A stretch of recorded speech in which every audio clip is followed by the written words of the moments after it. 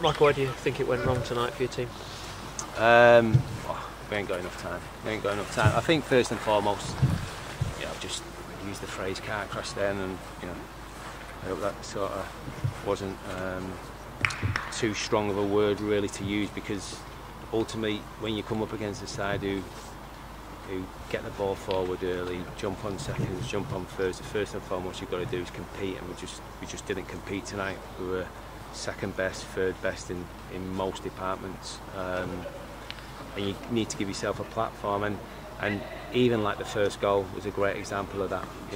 We were in control of the situation 2 or 3 times, and almost let that control be taken away from us and find ourselves a goal behind, and rightly so, but we could have and should have come away in that first half of a 0-0, regardless of how poor we were and how well Portsmouth played, but we didn't, and we got punished. So that was disappointment, but I think the second and third goals for me, when I look back at them and just showing the players again there, I think there'd be 1 or 2 really embarrassed people in the dressing room at the minute. Well, I know there is, because they've been told.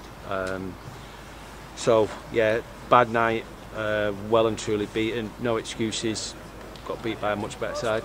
Obviously a number of times mistakes coming from playing it out from the back, and how long can you persevere with that? I know obviously it's what you want to do, but when you see what happens like tonight, is there a thought in your mind that you go, do you know what, I haven't got the personnel to do what we want to do? Nope, no, because they're like unforced errors. It's one of them where if we were under sort of severe pressure to play out, I'd get that, I'd understand it, or we're playing against a side that we're playing a level above us, or whatever it may be, or a Premier League side in a cup game or whatever. But we're playing against a side that, what are they? I don't even know what position they are in our league now. And I know they're on a good run and they've got a lot of confidence. But listen, if we want to get where we want to get to, and then stay where we want to get to, we have to persist with it. We have to. That's not the reason we lost the game tonight. We lost the game tonight because when they had the ball and the ball was with the goalkeeper or centre half and it got played into Curtis and Hurst, we just didn't win the first header. I think we lost probably 95% of first headers. So we didn't lose the game because we were playing out from the back. That just becomes a perception of what people try and see, because there's 2 different styles. We lost the game because we didn't win the first one, didn't win the second one, and eventually over a period of time that just builds and builds and builds, and that's where they got the goal from. And what do you put the fact that you didn't get those first headers down to? Is that down to just the desire? Yeah, and the team. Under normal circumstances, I'd be beating myself up and like thinking I've picked the wrong side, because there's absolutely no doubt about it that wouldn't have happened tonight if Jacko would have played.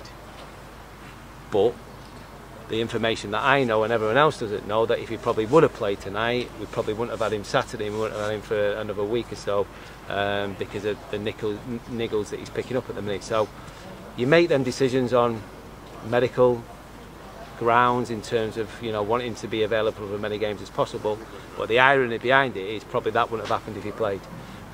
So luckily Saturday, if Appleton try and do something similar, hopefully we might be in a little bit better position to do something about it, and hopefully our performance in possession will be a little bit better. And how difficult is that as a manager at the moment, that you're kind of hamstrung with some of the decisions you're making in terms of your team selection by the fitness and form of those players?